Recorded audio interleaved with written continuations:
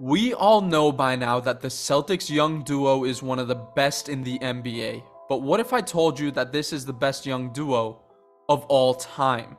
Jayson Tatum and Jaylen Brown led the Celtics to the NBA Finals last season, losing to the Golden State Warriors. This duo is by far one of the best young NBA duos we have ever seen.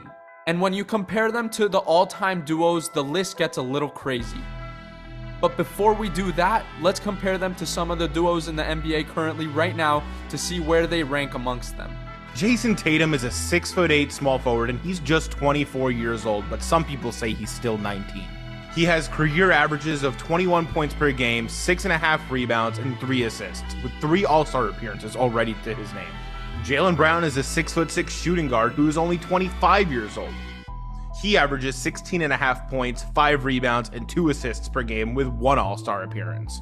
Over the last 2 seasons, though, he averaged 24 points per game, making him the highest second scoring option in the entire NBA. When compared to some of the best young duos in the NBA, like Morant and Bane, Young and Murray, Edwards and Towns, or Mitchell and Garland, this duo stands up above the rest. Let's start with Ja Morant and Desmond Bane. Although Morant is likely to be a generational point guard, Tatum presents an equal amount of upside. However, the real difference is Brown being miles ahead of Desmond Bane already. When you compare them to the Atlanta Hawks duo of Trae Young and DeJounte Murray, it's actually pretty close. Trae Young has elite level upside, but Tatum is a much better first option for his team, both on offense and defense. Brown and Murray play very similar games, except for the fact that DeJounte Murray is actually a very good defender, probably a little better than Jaylen Brown.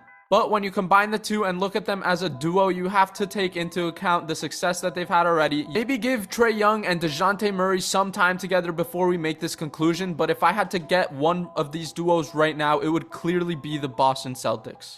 Moving on to the Anthony duo in Minnesota, Anthony Edwards and Karl Anthony Towns.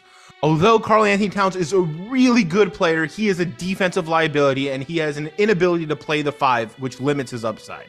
Anthony Edwards has superstar potential, but I'd argue if you give Jaylen Brown the keys to his own franchise, he'd be even more successful than Edwards has been so far. Moving on to Cleveland's new young duo in Donovan Mitchell and Darius Garland. Both of them are very, very good playmaking options, probably one of the best in the league. But if you look at them from a defensive perspective, they are both extremely volatile and a detriment to their team's defensive schemes. They definitely have very, very high offensive scoring capabilities, but the Celtics also have high offensive scoring capabilities with elite upside at the defensive level. This duo transcends the modern NBA. We can compare them to some of the greatest young duos of all time. When you compare the success that Tatum and Brown have already found this early in their career compared to some of the all-time great young duos, you're going to be shocked to see what we found. Let's take a look at their total wins in their first 5 years of their career together. We're going to be comparing Jayson Tatum and Jaylen Brown to Stockton and Malone, Shaq and Penny, as well as T-Mac and Vince Carter. As you could see, on any given season, they either had the most or the second most wins. Of course, Shaq and Penny had a great 3-year run, but they did not last together nearly as long as Brown and Tatum already have. When we look at playoff success with these 4 duos, you're going to be surprised to see the findings that we have. Stockton and Malone are arguably one of the best duos of all time. And in their first 5 years together, they hardly got out of the first round, only making out of it once to be eliminated in the second round.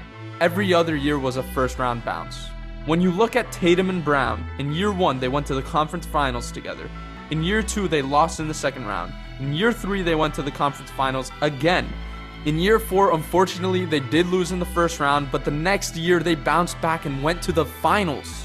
When looking at a young duo's success, I feel like it is necessary to look at the playoff success as well, because that is a great measurement of not only individual success, but the ability to play as a duo and lead a team to the promised land. Unfortunately, they fell just short, but these stats prove that they are the best young duo out of the bunch. As you can see, the numbers don't lie. Jayson Tatum and Jaylen Brown are a duo that has lasted longer than many of the other young duos listed and have found more success than Shaq and Penny did, making them one of the best young duos of all time. This Celtics duo is on its way to being special. They already are, and it's been only 5 years together. Jayson Tatum is in line to have an MVP season extremely soon, with his production on both ends of the court being unmatched. Not to mention the team success that Boston has had will catapult him in the standings. Jayson Tatum, no doubt in my mind, is a perennial top 10 player in the NBA moving forwards. This team is in line to see much more success in the future with more finals appearances and potentially even raising a few banners coming up. If this happens, both players will be surefire Hall of Famers when they retire if they maintain the current pace. And let's not sleep on how great Jaylen Brown has been for this team either. Now all the Celtics need to do is not trade either of these players away, and they should be contenders for the next decade to come.